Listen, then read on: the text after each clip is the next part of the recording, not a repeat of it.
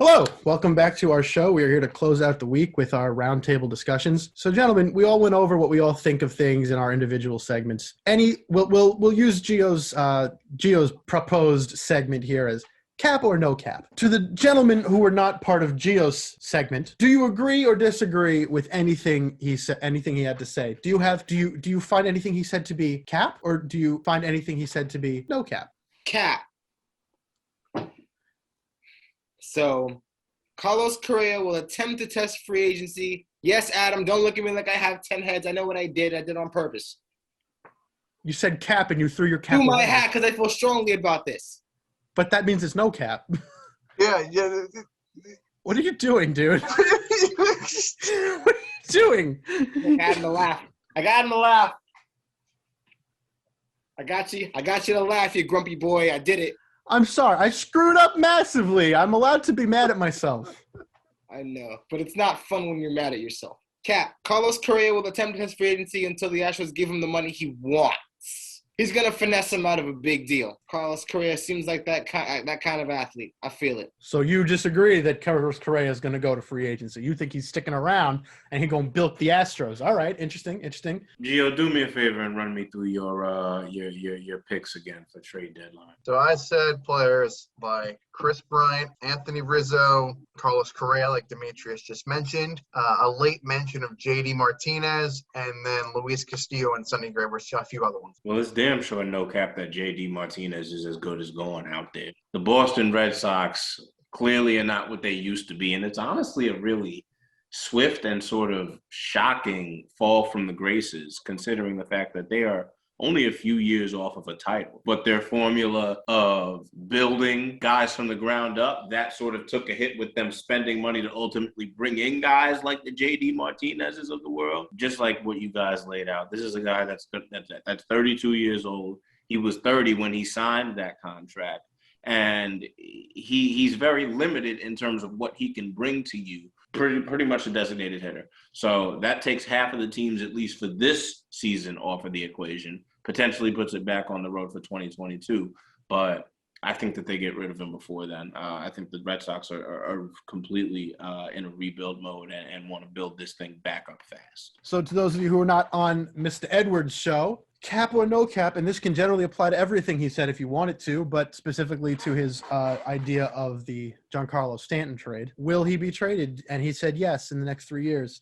Do you find that or anything else he said to be cap or no cap? I will definitely say cap to the idea of trading Stanton because they really can't. Nobody's going to take that contract if he keeps playing like this. And if they do try and trade him, it would be very similar to the Eagles trading Carson Wentz and having to eat up $30 million in dead cap. That would be the only way they would get rid of him to any team. And he's too valuable of an asset when it comes to hitting, at least. Plus, Judge always gets hurt too. He got to throw a dart and see which one's not going to get injured at this time because an IL stint for both of them is inevitable. I was going to go no cap, but then Gio shut me right the heck up with all of that. Brought facts and logic to the table. At some point, I know because I know no one's going to take that contract. But when it comes down to it, I'm going to go no cap. When the contract ends up expiring. Okay, but the idea was that he was going to get traded in the next 3 years. Yeah, that was the premise, and like I said, I can't stick to that now because Gio brought facts and logic. I see. So cap on what Mike said, but no cap on the fact that he gone at some point. Okay, I got you. I had to put some glass now spin on that. I'm wearing this hat and I have hat hair, so I'm not playing the cap no cap with this. So in terms of the Stanton trade, I 100% no cap. As Gio said, just like the Eagles did, they ate $30 million. If any team can eat the money and not really suffer, it's the Yankees. Yeah. They will do it. It will save them in the long run. If it saves them in the long run, they'll pay the money. I will say they paid Carl Pavano like $40 million to not pitch. So yeah, that history of it. We're still paying Bobby Bonilla, and you'll be paying Bobby Bonilla once Lindor's contract's up too. Yeah, it's true. We know. Unbelievable. They'll be paying him longer than Lindor. That's an even funnier stat than him and Tatis expire the same year. Cap or no cap on anything Demetrius said. How much cap do you have, Gio? There's so much cap that it's like falling into the background. Yeah. And this cap is mainly for the fact, like I told you before, your outlandish claim of Lindor going to appear in at least one World Series with the Mets. One appearance in 10 years? Is that what you want? As a Yankees fan, I expect this team to make the World Series every year, and I don't care if they strike out or hit home runs. It's an expectation. But when you pay somebody that much money, you better hope they want the World Series. I mean, I'll be honest, like Lindor is a perfect fit. I think the Mets can make 2 World Series in his contract, mainly because of the core they have around him. You have the core to do it. You have the pitching staff, and now you have the premier franchise player. I will say, no cap, because I feel like I've been critiquing you this whole entire time, but no cap for the fact that Lindor is very similar to Jeter in terms of leadership, ability to build around him offensively and defensively. This is a player the Mets have been missing since David Wright. Look, man, when you're a Mets fan, you expect the 7 train to run better after 5 p.m. than you expect the Mets to make the Yeah, World but Series. it makes sense. But you have the richest owner in baseball who appears to be one of the biggest Met fans since he was a kid.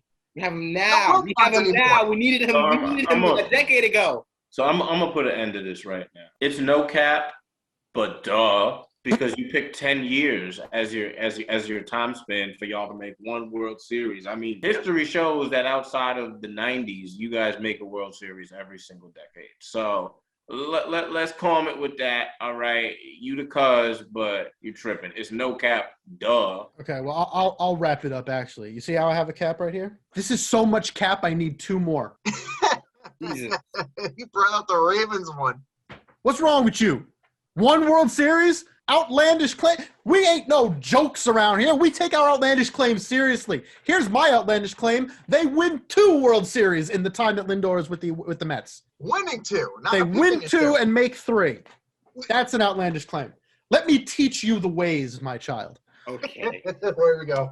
Look, man, those are some spicy claims right there, man. They are some spicy claims, but you know Outlandish what? claims 101. I 100% agree with you that he is the Jeter. He is the new Jeter he is a Jeter for the Mets. That's an absolute fact. So you ain't entirely wrong. Our expectations are lower than the quality of food in Steinway. Well, with that basically covers us. But we're going to go to our final thoughts. We've had some really surprisingly good NCAA tournaments, y'all. I mean, the men's tournament, as we've all been paying attention to, and then the women's tournament, to my surprise, Fandango Poppy, to his credit, has been all over that. Okay, so shouts out to you, brother, because you are giving women the platform from all sports, but especially from a basketball standpoint, that they knowingly deserve. So that I just got to say that. I got to get that out the way there. Appreciate what this brother's doing. That Arizona-UConn game was one for the ages yesterday. And then, I mean, just seeing on the flip side, Baylor tear Houston apart today. Like, just tear them apart. And Houston's a very good team. That's the strongest team with Quentin Grimes and Kelvin Sampson and the crew since they've had since the 1980s with Hakeem Olajuwon and Clyde Drexler and all those boys. I think Gonzaga, as much as it pains me to say, but also I feel like if there's any year for them to win it, this is the year. All odds are in their favor. And you sort of feel like Mark Few, you want him to get a championship. You want for him to officially enter that next level that Andy Reid, from a football perspective, entered into. Tony Bennett, that's what that did for him, right? So guys that haven't won the most championships but still got that championship on their resume to get them that Hall of Fame appearance. That's what you love to see. I'll close quickly by jumping to the NBA and talking about Gio recognizes this sneaker. This is a Mikey Likes It ice cream Ewing High. Oh, and yeah. when we talk about Ewing, obviously we talk about the Knicks. What's been going on, y'all? What's been going on? I mean, these past couple of games, let me tell you, that Minnesota loss was bad. That stunk. Bad. That hurt. And you could sense for the first time there being some signs of slippage, right? Of this team, some rips within the couch, if you will. You've got some really solid teams coming up within the next couple of games. It's going to be interesting to see how they bounce back from this most recent 3-game losing streak. There was a hole in my Connecticut-shaped heart. That was supposed to be last year, but, you know, once again. So, well, this year was again supposed to be the start of the Connecticut five-peat, because there's been a recurring trend in Connecticut women's basketball. We lose in the Final Four 2 years in a row, and then we go on a stretch of championships like you won't believe. 2011 and 2012, okay, yeah, sure. Skylar Diggins came and did her thing. 2013, 14, 15, and 16, yeah. And it was supposed to be Paige Bucher for 4 more years too. But no, Arizona came in like a wrecking ball and completely broke us down. It was horrible. We not only scored less than 60 points, they scored 69 on us. I came in like a wrecking ball. Thank you. Okay, good thing you didn't play that more than 5 seconds, because that would have been copyrighted. No. Thank you, Adam. I can't. I'm excited. I'm so excited I wrote up a whole entire list of notes just to remember it. I had this rant written up for days in my head. I had to write it down. Taylor Miller, you simp. You sad simp. What's happening? What's going on? Why am I so angry at Taylor, you ask? Well, as these guys know, when we did our fantasy baseball draft the last week, he specifically called me out because I was drafting too many players that were in MLB The Show. And that's all I did when I drafted my team. Let me tell you something, Taylor. You know, yeah, the players I drafted all have cards in MLB The Show because guess what? MLB The Show is about MLB players. They have a card for literally every player in the game. So by technicality, you also drafted players from MLB The Show too. You idiot. You think of that? Did you think that, I'm going to go through his team right now because, I'm sure he would love it since he's kicking my butt right now, considering I gave up all my first few picks to Mike here. DJ LeMahieu's got a 99 card in the game. Why did you pick that, Taylor? It's just that's a card in the game too. One of the stupidest things to say to me. Just because I know about prospects more than you does not mean you can call me out for knowing a certain card in the game that I want to use. I knew about Key Brian Hayes before the game came out. I knew about Michael Kopech before this game came out this year. I knew about Mackenzie Gore because he was a top prospect. It's common sense. I might not be the smartest. I'm definitely not, but I do some research when I draft my teams. In fact, I know you don't because you haven't won a championship yet. Oh, boom! Here I am. No cap! Here I am with not even a quarter of my picks, most of them being in the first 7 rounds. You know why I gave up those picks, Taylor? Because I went for a championship. I decided that I was going to strategically put my chips in the middle of the table and go all in. And guess what? I won a championship. I went to 4 straight. I lost 3 in a row, and then I won the 4th time around.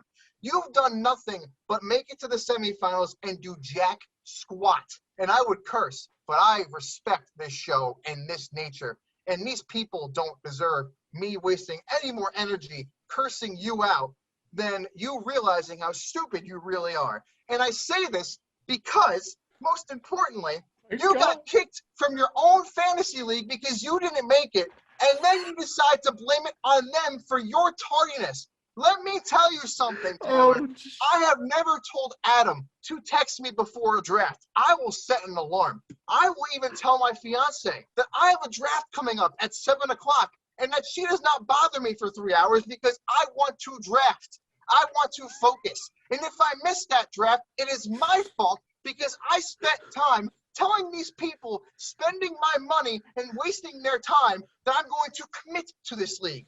Oh my God. Just a heads up. I wanted to point that out because for context, Taylor was kicked out of a Yahoo league because he didn't draft. And then when he tried to tell me about it, per se, he was like, oh, well, the commissioner's just a mean person, He was such a bad guy and everything. No, it's because you didn't show up. Just like you haven't shown up in the finals in the past 5 years you've been in this league. And the worst part is you have half of a team's picks this year. James was very smart to give you half of his team for Cody Bellinger. You took advantage of a rookie. If you can't even sniff the championship this year, with all these extra picks, this would be considered worse than Frankie's run. And Frankie is not even in this league anymore. So I don't want to hear anything about me drafting future star players that I need because I don't have picks. I mean, for crying out loud, Taylor, I made a championship and lost by 6 points to Mark when I traded all my guys. And then I won the next year. Adam has won multiple championships. Mike's even won a fantasy football championship, but Demetrius is starting to learn how to draft well, minus 1 or 2 picks this year, and he's made a solid trade this year. You have done nothing but complain and whine and moan about incidents that are in your control, and you just decide not to do anything about it except call people swear words on Call of Duty because that's the only platform where people will listen to you and actually give you some feedback that you would actually consider. Because I already know for a fact that when you ask me, who do I start this week, and I tell you who to start, you're not going to start them. And then when you lose in a week, it's going to be somebody else's fault and not yours. And I will conclude this rant just by saying that I sincerely hope that when you come after somebody that's made it to 4 straight championships in the league that you're in, who won a championship the last time we had a year with draft picks, that you'll come at me with respect, okay? I don't win because I pick the best players. I win because, unlike you, I know how to use the waiver wire because I know all the 30 teams, not just one team that I'm a big homer to. Just because I'm a fan of this team doesn't mean I know nothing else about baseball. I feel like taking my chains off. You should come if he wants to come up here and rebuttal it, he can, but you know what he's gonna do, right? He's gonna go take his PS5 controller and just play Call of Duty until he dies every single first drop and then quit the game halfway through. You just eulogized him, man. That's crazy. Wow. You sent Taylor Mills to the shadow realm, boy. Sorry, I had that on my mind for 10 days. Oh, God. Did you really? Did you? I couldn't tell. I'm serious. The second he said, "Oh, Gio's just missing MLB The Show," that's how he knows all these players. I was like, "All right, it's time to meditate." No.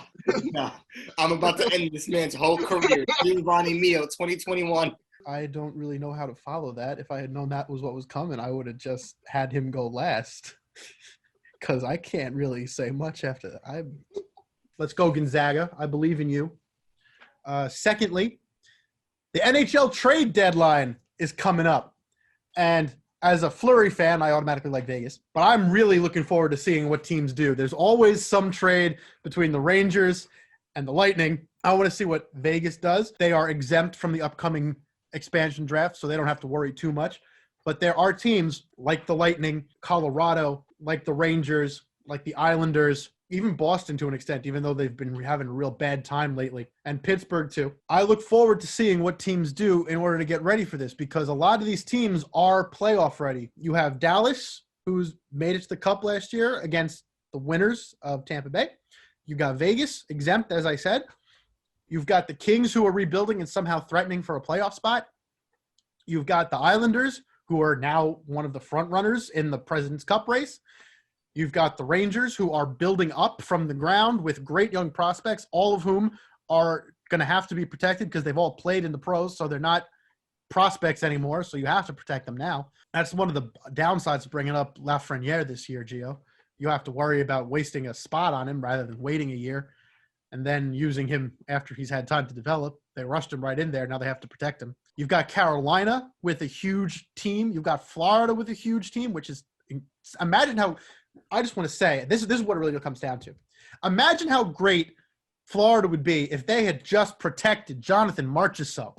How could you not protect him? He is one of the best forwards in the game, and they didn't protect him, and now he's on Vegas.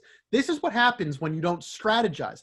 And this trade deadline is going to be the last trade deadline before the expansion draft. But more importantly, this is going to be the last expansion draft until they decide to add another 4 teams. They're not going to add one team incrementally over a couple of years. If they want to expand, they're going to add another 4 teams. They're not going to have it uneven anymore. It's been uneven for at least 15 years when they had 16 in the East and 14 in the West. They're finally going to even it up and have 16 and 16. It took them that long to do it. So you got to plan not just for the playoffs, you got to plan for an expansion draft but not just any expansion draft, the last expansion draft. So if you plan this right, you could have your team and your future set for the next 10 years. It's not like when when there was a Vegas expansion and you then had to worry about the 32nd team coming in because they weren't going to leave it at 31. You only had a couple year window and it was a sprint. You now have a marathon. You plan this right, you could be a contender for the next 10 years. Do it well, do it smart. The deadline is April 12th. And also upcoming the NFL draft. Can't wait for that either. With that, though, I thank my panelists for joining me. I really appreciate you tolerating my stupidity with failing to hit the record button as we restarted earlier today. Until next week, we'll see you then.